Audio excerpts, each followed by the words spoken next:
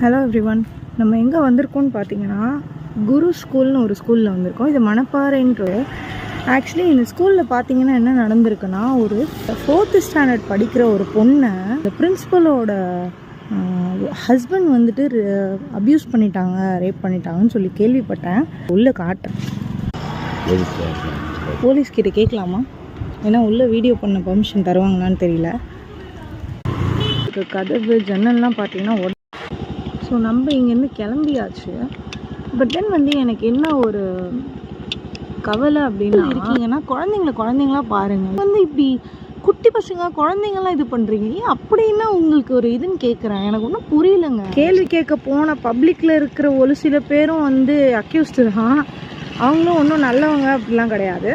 So அந்த பப்ளிக்லேயுமே ladies பின்னாடி இந்த கிளவியை கூட விட்டு வைக்க மாட்டாங்க இப்போலாம். ஸோ லேடிஸ் விஷயத்தில் வீக்காக இருக்க ஒரு ஜென்ஸ்க்கு எல்லாருக்கும், உங்களில் யாராவது ஒருத்தவங்களாக கூட இருக்கலாம்.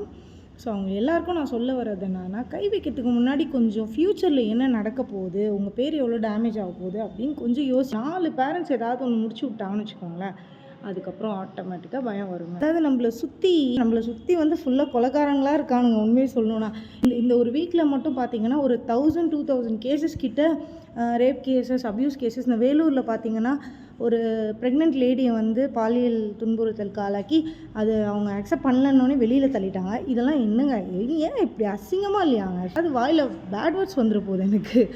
ஸோ அதனால் எனக்கு ஒன்றும் புரியல. கொஞ்சம் லேடிஸ்லாம் வந்து இந்த விஷயங்களுக்கெலாம் வந்து கொஞ்சம் தைரியமாக வந்து எடுத்துகிட்டு போங்க. இந்த விஷயங்களை தைரியமாக எக்ஸ்போஸ் பண்ணுங்கள். இந்த மாதிரி வாட் எவர் இட் இஸ், தயவு செய்து அதை வந்து எக்ஸ்போஸ் பண்ணுங்கள். வெளியில் வந்து காமிங்க. அந்த யார் அப்படின்ற முகத்தை கிழித்து அதை காமிச்சிங்கன்னா தான் நாடு உருப்படும். அவ்வளோதான். இது என்னோடய கருத்து.